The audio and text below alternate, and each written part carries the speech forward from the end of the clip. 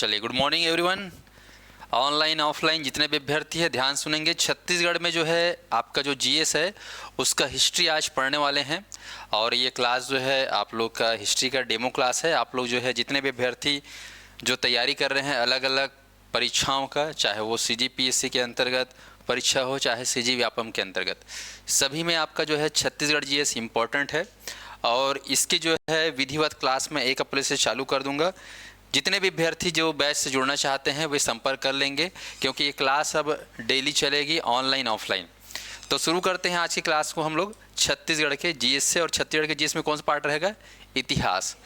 ठीक है, जो भी अभ्यर्थी हैं ध्यान सुनेंगे, पेन कॉपी मत चलाना, केवल दिमाग को चलाना। ठीक है, तो आप लोग ध्यान सुनेंगे। नोट्स अवेलेबल है, वीडियो अवेलेबल है, किताबें अवेलेबल है, मार्केट में सब चीज़ अवेलेबल है। आपको क्या अवेलेबल करना है? यहाँ नॉलेज।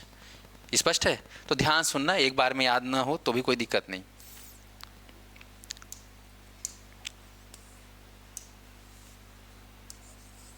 इतिहास, ये शब्द आप लोग बचपन से सुनते आए हो। ठीक है, कई लोग को इस शब्द से तो अच्छा लगता है, लेकिन जब पढ़ने बैठते हैं तो इसको बोरिंग लगता है कि नहीं? इतिहास, हिस्ट्री, क्या बोलते हैं इसको? हिस्ट्री। अब हिस्ट्री जो है हम किसका पढ़ेंगे? छत्तीसगढ़ का, जिसको आज तक हम लोग पढ़े नहीं हैं, क्योंकि ये हमारे सिलेबस में रहा नहीं है, ना स्कूल में ना कॉलेज में था। क्या नहीं था? तो हमारे लिए क्या हो जाता है? बिल्कुल नयापन हो जाता है, बिल्कुल नया। तो छत्तीसगढ़ का जो इतिहास है जब आप इसमें पढ़ेंगे तो कई सारी जानकारियां हैं जिसको हमको समेटना है, याद करना है, रिवीजन करना है। तो छत्तीसगढ़ के इतिहास पे हम लोग आज एक फ्रेमवर्क आप लोग बताऊंगे कि छत्तीसगढ़ का इतिहास कैसे डिज़ाइन है। इसके रूपरेखा को पहले समझना जरूरी है। आप सभी को मालूम है कि इतिहास का मतलब क्या होता है। तो इतिहास का मतलब हम लोग क्या समझते हैं, है ना? अतीत में या भविष्य, भूतकाल में। ठीक है, 3 ठो तो काल होता है मेन, भूत, भविष्य और वर्तमान। तो जो भूतकाल में जो घटनाएं हुई हैं उनका अध्ययन। अब घटनाएं तो दुनिया भर की हुई हैं, लेकिन जो महत्वपूर्ण घटनाएं हैं उन्हीं का ही हमको अध्ययन करना है। तो हमारे छत्तीसगढ़ में अतीत की जो घटनाएं हैं उनका क्रमबद्ध अध्ययन का हमको जो है क्या करना है? पढ़ना है। तो इतिहास अगर पूछा जाए कि क्या होता है बाबू, इतिहास को एक लाइन में समझाओ, इंटरव्यू में पूछ दिया आपसे, तो आपको बोलना है अतीत की महत्वपूर्ण घटनाओं का क्रमबद्ध अध्ययन ही क्या है? इतिहास है। इति धन हास, इति मतलब होता है ऐसा, हास मतलब ऐसी घटना। ठीक है, इतिहास ऐसी घटना जो इतिहास में या अतीत में हुआ है और उससे बहुत कुछ सीखने को मिलता है। इतिहास क्यों पढ़ते हैं? उससे हमको बहुत कुछ सीखने मिलता है ना, इसीलिए हम जो है इतिहास पढ़ते हैं। तो छत्तीसगढ़ के इतिहास को अब हम लोग पढ़ना प्रारंभ करते हैं। तो अब ध्यान सुनिएगा।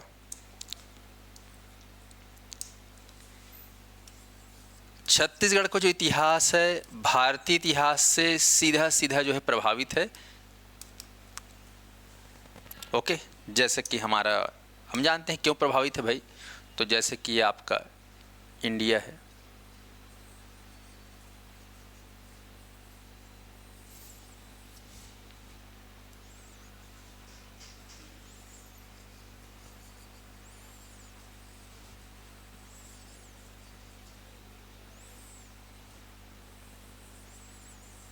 ये अपना भारत मान चलिए। भारत में यहाँ पर है अपना छत्तीसगढ़।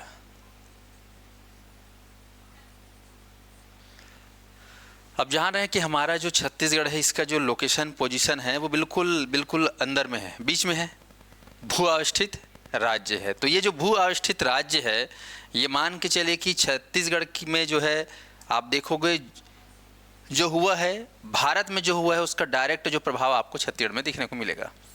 जैसे आप लोग 1857 क्रांति सुने हो, नहीं सुने हो? उसका प्रभाव आपको छत्तीसगढ़ में देखने को मिलेगा। गांधी जी ने जो भी किया अंग्रेजों से, है ना, मुक्त कराने के लिए, सीधा प्रभाव आपको छत्तीसगढ़ में देखने को मिलेगा। तो ये तो आपका आधुनिक समय का है। अतीत में भी जो हुआ है, चाहे वो राजनीतिक हो, चाहे आर्थिक हो, चाहे धार्मिक हो, चाहे सांस्कृतिक है, उसका प्रभाव भी आपको छत्तीसगढ़ में देखने को मिलेगा। तो ध्यान रखेंगे छत्तीसगढ़ का जो इतिहास है भारतीय इतिहास से बिल्कुल सीधा संबंध है। अगर आपको भारतीय इतिहास अगर अच्छे से समझ है उसकी, तो छत्तीसगढ़ को इतिहास को समझना काफ़ी आसान हो जाता है। और नहीं है तो कोई दिक्कत नहीं, अपन इसको पढ़ेंगे। तो चलो छत्तीसगढ़ के इतिहास को हम लोग शुरू करते हैं।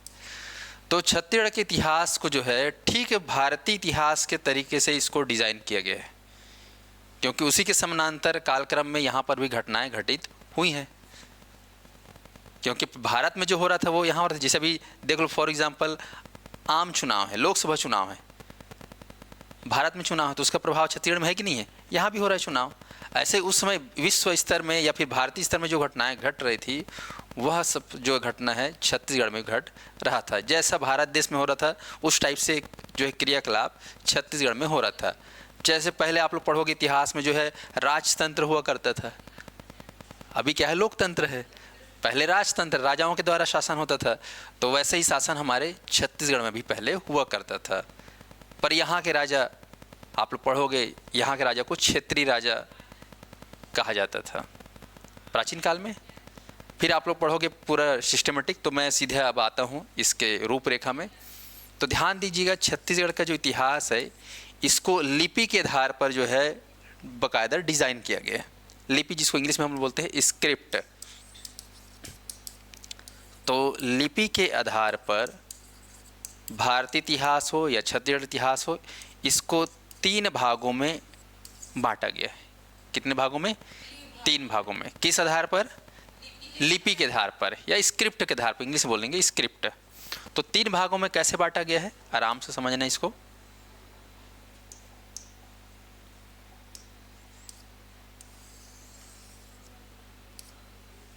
आप लोग पढ़ोगे ये जो इतिहास है पहले एक विषय नहीं हुआ करता था, ये तो बाद में जो है इतिहासकारों ने बोला कि ये जो है एक विषय वस्तु होना चाहिए, ताकि हमारे भविष्य के जो कर्णधार हैं, युवा है जो हमारे हैं, उनको वो अतीत के बारे में मालूम होना चाहिए। तो इसको इतिहास को एक सब्जेक्ट बना दिए। नाम आएगा इसके जनक का नाम है हेरोडोट्स करके। हेरोडोट्स है ना, इसको इतिहास के जनक कहते हैं, विश्व इतिहास के जनक। कौन? हेरोडोट्स, इसको विश्व इतिहास के जनक। इन्होंने जो है इतिहास को एक विषय के रूप में अध्ययन किया, विषय के रूप में प्रस्तुत किया। फिर हम देखेंगे भारतीय इतिहास के जनक में कनिंघम नाम आता है। कनिंघम, अलेक्जेंडर कनिंघम है ना, पुरातत्व विभाग के जो है ये जनक थे। भारतीय इतिहास में इनका विशेष जो है योगदान है। तो इन्होंने भारतीय इतिहास को बोला कि भाई भारतीय इतना धार्मिक रूप से सोने की चिड़िया, ये दुनिया भर के जानते हो, पहले तो जानते हो विश्वगुरु था हमारा भारत। तो इसका जब इतिहास इतना स्वर्णिम रहा है तो क्यों ना इसको संजोया जाए, सहेजा जाए, इसको जो प्रेजेंट किया जाए। तो यहाँ पर कनिंघम ने जो है काम किया, इसीलिए इसको कहा जाता है भारत के इतिहास के पिता। जबकि भारतीय नहीं है, ये क्या है? विदेशी है, ये अंग्रेज है, ये ब्रिटिश। ओके, तो इनको जो भारतीय इतिहास के पिता कहा जाता है। ऐसे ही आप लोग छत्तीसगढ़ के इतिहास में देखोगे तो यहाँ पर छत्तीसगढ़ के इतिहास में नाम आता है, पितिया तो नहीं बोलते लेकिन नाम आता है फेमस, लोचन प्रसाद पांडे। ठीक है, मुकुटधर पांडे, ये पांडे ब्रदर्स लोग का काफ़ी नाम आता है भारतीय इतिहास में। और फिर प्यारेलाल गुप्त, ऐसा करके कुछ कुछ नाम हैं जिनका काफ़ी योगदान है। ठीक है जी, चलिए। तो यहाँ पर भारतीय इतिहास हो या छत्तीसगढ़ इतिहास हो, लिपि के आधार पर 3 भागों में बांटा गया है। नाम ध्यान से सुनना आप लोग। पहला आपको बोलना है प्राक ऐतिहासिक काल। क्या बोलना है? प्राक ऐतिहासिक। प्राक का मतलब होता है प्राचीन, पहले भी होता है प्राक का मतलब, पूर्व भी होता है। तो पूर्व ऐतिहासिक काल, ठीक है, या प्रथम ऐतिहासिक काल, या प्राग ऐतिहासिक काल, या प्राचीन ऐतिहासिक काल। ठीक है, प्राग का मतलब समझ में आया? प्राग मतलब प्राचीन, पूर्व, पहले।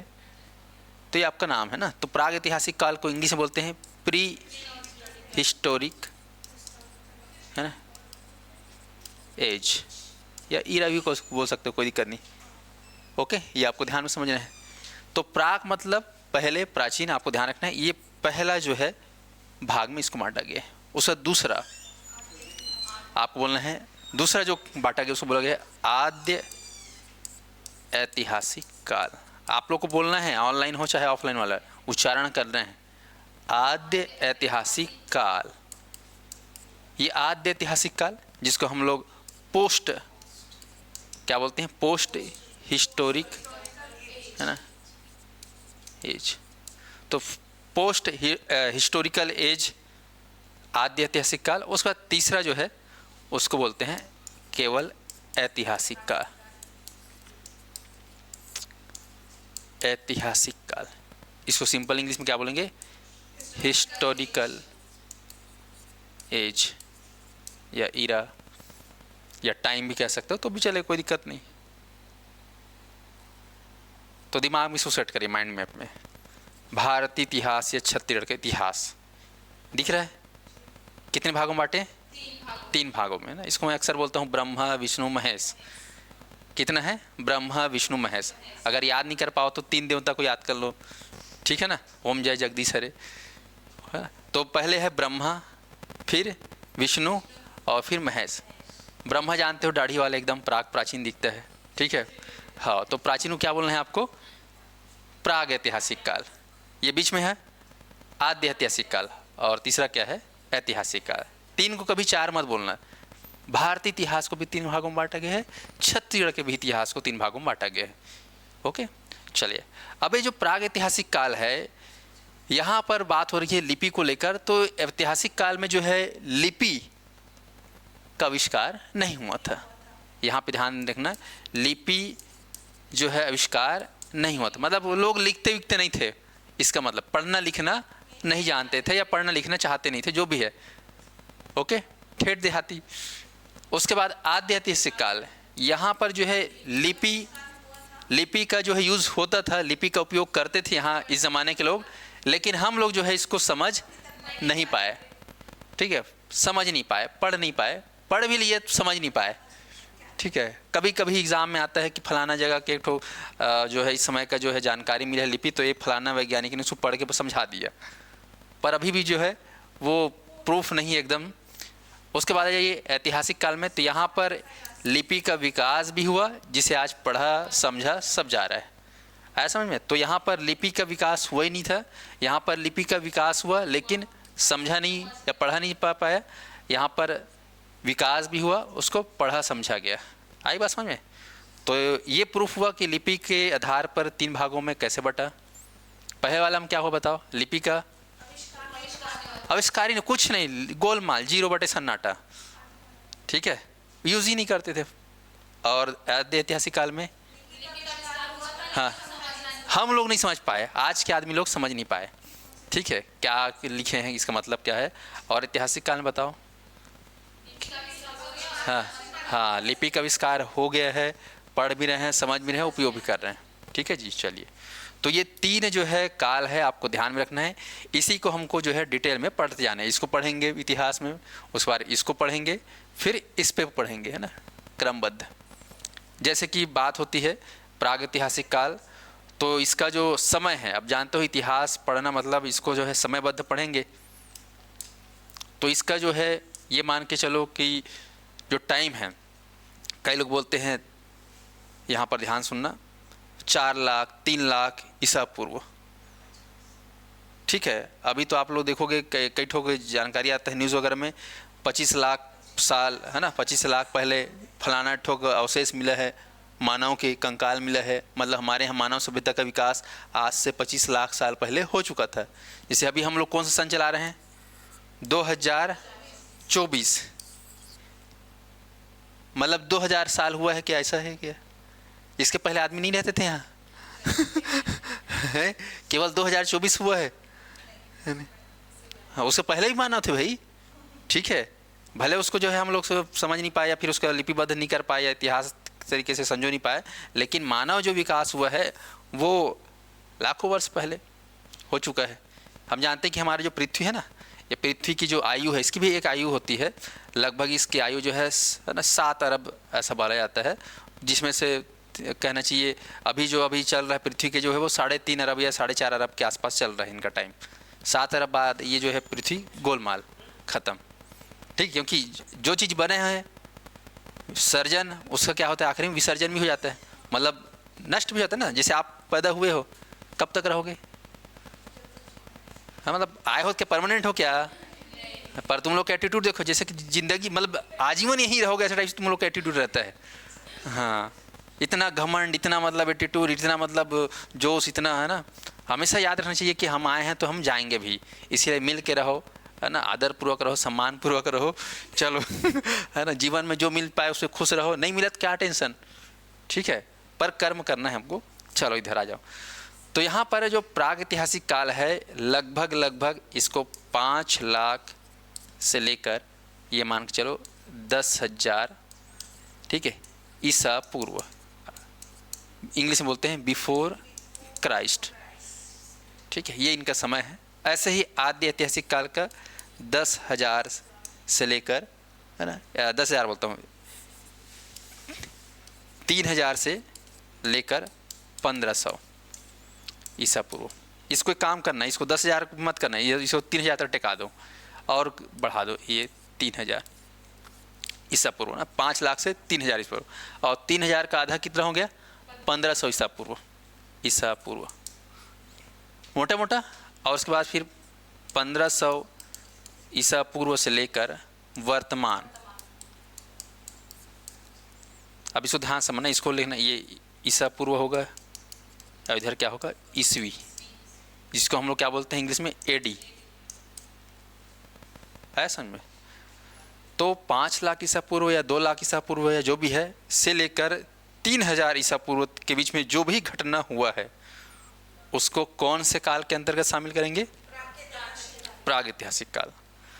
ठीक ऐसे ही 3,000 ईसा पूर्व से लेकर 1,500 ईसा पूर्व के बीच जो भी हुआ है, जो भी घटना हुआ है, जो भी मानव जीवन का सभ्यता रहा होगा, उसे कौन से काल से जोड़ेंगे, आद्य ऐतिहासिक काल।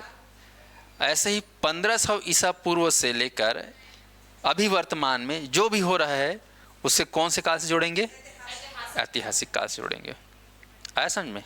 तो हम लोग तो इसमें चल रहे हैं, हमको इसको थोड़ा सा देखना है, तो ध्यान दीजिएगा।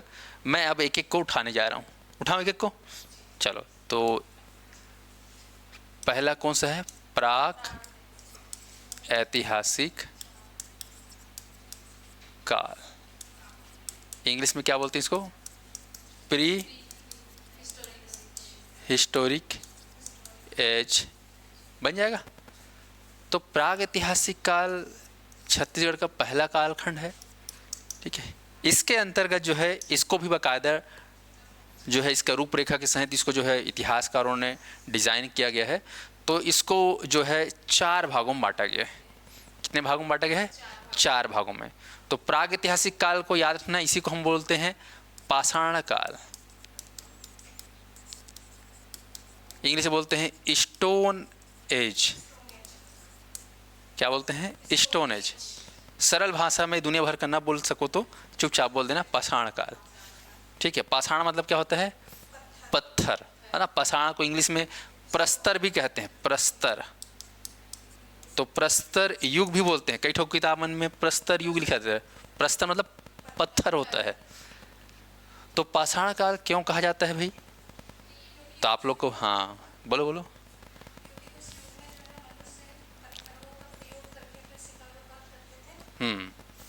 बिल्कुल, जैसे आज के जीवन में देखोगे तो आप लोग का जो जीवन है वो प्लास्टिक युग है है कि नहीं। आज जो भी करोगे, है ना, सब्जी लेने भी जाओगे तो झोला में नहीं बल्कि प्लास्टिक, खाना वो कुछ भी, मतलब सब चीज़ प्लास्टिक प्लास्टिक। हाँ देखिए, मतलब कहाँ नहीं प्लास्टिक, है ना। हाँ मतलब आज के युग प्लास्टिक भी है। उस ज़माने में प्लास्टिक की जगह क्या होता है, पत्थर। हम रहते भी तो गुफा के अंदर, ठीक है। हम जब शिकार करने जाते तो पत्थर वत्थर मार के, है ना, फेंक पुका के शिकार कर लेते थे। औजार भी होता था, ठीक है। हमारे जो चक्का वक्का भी, मतलब बहुत सारे चीज़ जो है पत्थर पर ही रहते हैं। जैसे गाय गरू कोठना पहले आता था, कोठना जानते हो, पत्थर कोठना रहता है पत्थर का। ऐसे ही हमारे हो सकते उस समय के थारी लोटा गिलास भी पत्थर का रहता रहा हो सिल लोड़ा देखे हो नहीं, है ना। चटनी पीसे हो तुम लोग, है ना, तुम्हारे दादी दे पूछना, है ना। अब क्या है, हाँ है ना, अब क्या है, मिक्सर आ गया जी, प्लास्टिक वाला मिक्सर है नहीं तो पहले जो है जीवन पत्थरों पर आधारित था, इसलिए नाम जो है पाषाण युग कहा गया। ऐसा नहीं बोलना है कि आदमी लोग पत्थर के थे, ठीक है। हमारा जो जीवन था वो निर्भर था पत्थरों के ऊपर, तो इसलिए इसको पाषाण युग कहा गया। ये आपको ध्यान में रखना है। तो इसको 4 भागों में जो है बांटा गया है, ध्यान रखेंगे। चलिए, तो इनको नाम को आपको बोलना है मेरे साथ। पाषाण काल, सबसे पहले पाषाण काल को बोलते हैं पूर्व पाषाण काल, पूर्व पाषाण काल। दूसरा है मध्य पाषाण काल, मध्य पाषाण काल। और उसके बाद भी बोलते हैं उत्तर, क्या बोलना है, उत्तर आएगा ना, उत्तर पाषाण काल। हाँ, और उसके बाद आखिरी में बोलना है नव पाषाण काल। ठीक है, ये चार। भारतीय इतिहास में जब पढ़ोगे आप लोग ना इसी चीज को, तो केवल 3 भागों में डिजाइन किया गया है, या 3 भागों में तोड़ा गया है, पूर्व, मध्य और उत्तर। पर छत्तीसगढ़ के इतिहास में और थोड़ा इसको गहन रूप से पढ़ा गया, अध्ययन किया गया, तो 3 की जगह क्या हो गया, 4 ऐसा में। जिसे इसको हम लोग बोलते हैं पी, ठीक है, इसको हम लोग बोलते हैं एम, ठीक है, इसको बोलते हैं एल और एन। इंग्लिश में इसको बोलते हैं पैलियोलिथिक एज, इसको बोलते हैं मिजोलिथिक एज, इसको बोलते हैं, है ना, लेटर स्टोन एज, और इसको बोलते हैं न्यू स्टोन एज। ऐसा में आप लोग अगर इंग्लिश मीडियम वाले होगा तो लिख लेना पैलियोलिथिक एज या पैलियोलिथिक स्टोन एज, इसको बोलते हैं मिजोलिथिक स्टोन एज, इसको क्या बोलते हैं, लेटर, है ना, स्टोन एज। लेटर मतलब था उत्तर, बाद में, और इसको बोलते हैं नियो, ठीक है, स्टोन एज। ऐसा में तो आप हिंदी में जानो चाहे इंग्लिश में जानो, जानना मेन है। तो इतिहास को 4 भागों में बांटा गया है छत्तीसगढ़ में।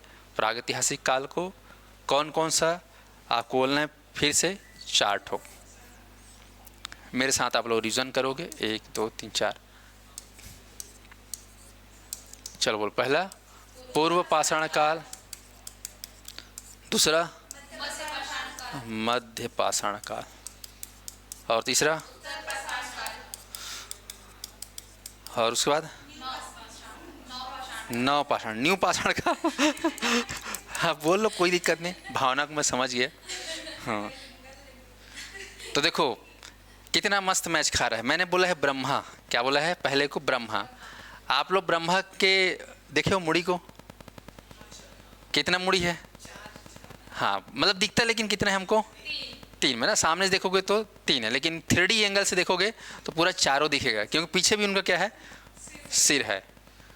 तो ये ब्रह्मा के कितने भाग, 4, इसलिए मैंने ब्रह्मा विष्णु महेश कहा है। तो ब्रह्मा को कितने भागों में बांटा गया है, 4। भारत वालों ने केवल 3 को देखा, 3 मुड़ी को। तो भारत में जो है प्रागैतिहासिक काल को 3 भागों में बांटे गए, लेकिन छत्तीसगढ़ लोग वेरी इंटेलिजेंट, कुछ एक्स्ट्रा इंटेलिजेंट, मतलब पूरा है ना, तो पूरा देख लिया लोग ब्रह्मा को, पीछे वाला भी मुड़ी देख लिए, तो जोड़ दिया क्या, नवा दिख गया उनको पीछे वाला, नव पाषाण काल। याद रहेगा। तो 4 भागों में जो है प्रागैतिहासिक काल को बांटा गया है। कहा जाता है कि मानव सभ्यता के जो पहले जो विकास हुआ या उद्भव हुआ या सृजन हुआ, यहाँ से स्टार्ट हुआ पूर्व पाषाण काल। इस समय जो है मानव सभ्यता का बिल्कुल प्रारंभिक समय था। इस समय मानव जीवन में जो भी इनका जो जीवन जीने का जो लाइफ स्टाइल था, सभ्यता था, वो बिल्कुल शुरुआती दौर था। धीरे धीरे मध्य पाषाण काल के अंत तक उनमें थोड़ा विकास हुआ, क्योंकि शुरुआत में जानते हो जब यहाँ पे आए होंगे प्रकृति में, जब उनका जन्म हुआ तो उनको पहले प्रकृति समझने में लगा होगा। जैसे आप लोग पैदा हुए तो आप लोग देखे किसको पानी, किसको आग, किसको हवा, किसको, ये सब चीज़ समझते कि नहीं समझे। ऐसे ही जब मानव ने जन्म लिया होगा तो प्रकृति से अपने आप को सामंजस्य स्थापित किया होगा, है कि नहीं। धीरे धीरे फिर वो हर चीज़ों को विकास करते करते आज हम 2024 में इस अवस्था में अपन आज पहुँचे हैं, है ना, जीन्स टॉप में आ गए हैं अपन। पहले क्या है, सुने होगे ऐसे ही रहते थे, बोलते थे, फिर धीरे से वो कपड़ा वपड़ा नहीं, बल्कि वो पेड़ के छाल वाल या फिर पत्ता वत्ता या जानवर के छाल। भगवान भोलेनाथ तो देखे हो, वो भोलेनाथ तो किसे बैठे रहे, ओके वो अरे वो शेर की छाल को पहन ही रहते हैं, जैसे आप लोग पटका वटका लुंगी पहनते हो। है ना, भगवान भोलेनाथ क्या पहने रहते हैं, वो शेर बघवा की छाल को पहने रहते हैं, मतलब आदि मानव दिखाते हैं अपने आप को, है कि नहीं। तो ऐसे ही जो है मानव जीवन की जो शुरुआत रही होगी, तो पूरा शुरुआत जो है यहाँ पर कुछ अलग तरीके से, फिर थोड़ा विकास हुआ उनमें तो उसको बोल दिया मध्य, फिर थोड़ा सा विकास हुआ तो उसको उत्तर पाषाण काल। नव पाषाण काल के आते आते काफ़ी कुछ विकास करना सीख गया। ओके, तो इसको हम लोग धीरे धीरे जाएंगे, डिटेल पढ़ेंगे। पर ये पूरा जीवन जो है इसका मुख्य आधार सभी में एक देखोगे वो है क्या, मेन पाषाण, मेन क्या है पाषाण, ऐसा में। तो ये चारों को हमको देखना है। इसके संदर्भ में जो एग्ज़ाम में सवाल आता है, आपका जो सवाल आएगा वो प्रश्न आया कि ये जो पाषाण काल संबंधित हमारे यहाँ जो मिले हैं अवशेष या फिर साक्ष्य, इसी को बोलते हैं साक्ष्य, अरे साध्य लिखा गया है ना, सॉरी, साक्ष्य या प्रमाण, ये कौन से जगह, कौन सा जिला, कौन से स्थान मिला है बताइए। ये सवाल यहाँ से ऐसा आता है CGPSC व्यापम में, ठीक है। जैसे आप लोग पढ़ोगे एक ठो पहाड़ है रायगढ़ में, कौन सा पहाड़ है, तो बोलने से कबरा पहाड़, ठीक है। यहाँ पहाड़ में गुफा है, कबरा गुफा, ठीक है। ऐसे पढ़ोगे सिंघनपुर की पहाड़ी, तो वहाँ पर जो है सिंघनपुर पहाड़ी में, सिंघनपुर पहाड़ में गुफा है। तो आपको मालूम है कि पहले आदमी लोग कहाँ रहते थे, गुफा के अंतर्गत, ठीक है। अब तो Goyal TMT Ambuja cement UltraTech cement से हम लोग घर बना के रहते हैं। पहले क्या था, नेचुरल हमारा जो है पहाड़ गुफा हुआ करता था। तो इनके बारे में हम जानेंगे कि यहाँ पर ये जिला कौन सा है, कहाँ है, कैसा है, ये सब चीज़ को पूछा जाता है। तो बहुत ही इंटरेस्टिंग है और सिंपल है, ज़्यादा कठिन नहीं है। तो आप लोग को पढ़ाऊँगा ये सब चीज़। तो ये समझ में आ गया ना कि प्रागैतिहासिक काल को कितने भागों में बांटा गया है, ये आपको ध्यान रखना। प्रश्न आता है कि पूर्व पाषाण काल से संबंधित कौन कौन से स्थान छत्तीसगढ़ में कहाँ कहाँ हैं, ये सवाल आता है। छत्तीसगढ़ में मध्य पाषाण काल से संबंधित अवशेष स्थल कहाँ कहाँ है बताओ। ऐसे पूछेगा छत्तीसगढ़ में उत्तर पाषाण काल से संबंधित में, मतलब छत्तीसगढ़ में उत्तर पाषाण काल से संदर्भ में कौन कौन से अवशेष स्थल कहाँ कहाँ है बताओ। ऐसे पूछेगा नव पाषाण काल से संबंधित स्थल छत्तीसगढ़ में कहाँ कहाँ हैं। तो आपको एक चीज़ याद रखना है, जब भी हम प्रागैतिहासिक काल की बात करें या पाषाण काल बोलें या प्रस्तर युग बोलें, स्टोन एज बोलें, सबसे पहला जो है आप लोग को ध्यान रखना है छत्तीसगढ़ में वो स्थान कौन सा है। तो जैसे आप ध्यान देंगे, ये हमारा छत्तीसगढ़ है। वर्तमान में कितने ज़िले हैं भाई छत्तीसगढ़ में? 33 ज़िले हैं ना। तो 33 ज़िला तो अभी अभी है, पहले इतना था नहीं, है ना। आप लोग जब भारतीय इतिहास पढ़ोगे तो आप लोग एक नाम सुनोगे, भीमबेटका। सुनो भीमबेटका? MP में है, भोपाल के आसपास, सीहोर, रायसेन, ठीक है। तो ये जैसे हमारे छत्तीसगढ़ है, अभी तो वर्तमान में कितना जिला है? 33 ज़िला। ये अपना MCB, कोरिया, सूरजपुर, ये अपना बलरामपुर, सरगुजा है, ये अपना जसपुर। इधर आओगे नीचे तो अपना कोरबा, जांजगीर चांपा, रायगढ़, बिलासपुर, मुंगेली। ये कौन सा जिला है? मुंगेली। इधर आयो दुर्ग संभाग में कवर्धा, ये अपना राजनांदगांव, MA में KCG, ये जिला अपना बेमेतरा। इधर आओगे तो ये अपना दुर्ग, और इधर अपना आओगे तो बालोद। इधर रायपुर संभाग में आ जाओ तो ये अपना बलौजार। इधर आओगे तो ये अपना सारंगढ़, भिलाईगढ़। ये क्षेत्र अपना रायपुर। ये जिला महासमुंद। ये क्षेत्र गरियाबंद और धमतरी। ये क्षेत्र है बस्तर संभाग, तो ये कांकेर, ये अपना कोंडागांव। इधर आओगे नारायणपुर। इधर आ जाओ दंतेवाड़ा। इधर आओगे तो बस्तर, ये बीजापुर और ये सुकमा। और एक 33वां जिला सबसे छोटा शक्ति। तो पूरा 33 जिला है। तो इस 33 जिला में जानना है आपको कि मानव सभ्यता की शुरुआत इतिहास में सबसे पहले कहाँ हुई। तो आपका दिमाग दन से जाना चाहिए, ये वाला जिला है ना बेसिकली। ये जिला, इस जिले का नाम क्या है? रायगढ़। यहीं गड़ा हुआ है आप लोग का सियान लोग का, ठीक है, कंकाल। रायगढ़ कहाँ गड़ा है? रायगढ़ में। तो मानव सभ्यता का छत्तीसगढ़ में मानव लोग का पहला साक्ष्य, पहला अवशेष या मानव सभ्यता की शुरुआत छत्तीसगढ़ में कहाँ से हुई है? रायगढ़ बोलना है, ऐसा में। तो रायगढ़ में आप लोग पढ़ोगे दुनिया भर गुफा पहाड़। टाइम हो गया क्या जी? चलो ठीक है। तो ऑनलाइन वाले ध्यान देंगे, कल मैं इसको डिटेल में पढ़ाना स्टार्ट करूँगा। बन जाएगा। आज मैंने केवल एक सामान्य जानकारी बहुत ही कम समय में जो है आप लोग को कम ही पढ़ा पाया। तो ध्यान देंगे, कल जो है आप लोग इसको कंटिन्यू करोगे। प्रागैतिहासिक काल के बारे में पढ़ा दिया। कितने भाग इसमें? 4 भाग। आपका जो आद्य ऐतिहासिक काल जो कि 3000 से 1500 ईसा पूर्व के मध्य में आता है, इसके अंतर्गत आप लोग पढ़ोगे। ध्यान देना, एक बार सुन लो। इसके अंतर्गत शामिल है घाटी सभ्यता, जिसको हम लोग हड़प्पा सभ्यता के नाम से जानते हैं। सुने हो आप लोग? भले जीवन में इतिहास ढंग से नहीं पढ़ पाए होगे या याद नहीं कर पाए होगे, लेकिन ये हड़प्पा सभ्यता को याद किए होगे, सिंधी घाटों की याद किए होगे ना। ये हमेशा जीवन भर याद रहता है क्योंकि शुरुआत यहीं से हुई है, हड़प्पा और सिंधु घाटी से इतिहास। तो ध्यान रखना, ये जो इतिहास, ये जो सिविलाइजेशन है, ये कौन से पार्ट का है? ये सेकंड जो आपका आदि ऐतिहासिक काल, उसी के अंतर्गत है। तो उसके अंदर इसके बारे में पढ़ेंगे। ओके, उसके बाद ऐतिहासिक काल, ठीक है, इसके अंतर्गत हम पढ़ेंगे 3 भाग, बहुत ही इंपॉर्टेंट है 3 भाग, ध्यान रखना। जिसे मैंने कहा ये ब्रह्मा है, ये विष्णु है अपना सिंगल बॉडी, और यह महेश। महेश का 3 ठोक त्रिशूल दिखेगा, तो ध्यान रखना ये पहला, दूसरा और तीसरा। तो पहला बोलना है प्राचीन छत्तीसगढ़ का इतिहास, उसके बाद बोलेंगे मध्यकालीन छत्तीसगढ़ का इतिहास, और उसके बाद आधुनिक छत्तीसगढ़ का इतिहास। ठीक है, तो ये एक फ्रेम है। भारतीय इतिहास भी जस्ट लाइक ऐसा ही है, ठीक है, और अपना छत्तीसगढ़ का इतिहास भी ऐसा ही है। लिपि के आधार पर 3 भागों में बांटा गया। उसके अंतर्गत ये 4 जो पढ़े हो आप लोग वो है। इसके अंतर्गत सिंधु घाटी सभ्यता पढ़ना रहता है हमको, और ऐतिहासिक काल में हमको प्राचीन छत्तीसगढ़ के इतिहास पढ़ेंगे, मध्यकालीन छत्तीसगढ़ के इतिहास पढ़ेंगे, और आधुनिक छत्तीसगढ़ के इतिहास पढ़ेंगे। तो दिमाग में आपका ये फ्रेम बना होना चाहिए, तब इतिहास पढ़ने में समझ में आता है। ऐसा समझ में कि है क्या क्या इतिहास में, क्या क्या हमें पढ़ना है, कैसे पढ़ना है, इसका रूपरेखा मतलब जानकारी होना जरूरी। तो कल इसको थोड़ा और मैं डिटेल में जाऊंगा, फिर उसके बाद स्टार्ट करेंगे 1 बाय 1 पार्ट से। ठीक है जी, चले। जिन लोगों को क्लास समझ में नहीं आया होगा कमेंट कर लेना, मैं नेक्स्ट क्लास में आप लोग के डाउट को क्लियर करूँगा। चलिए, धन्यवाद आज के लिए।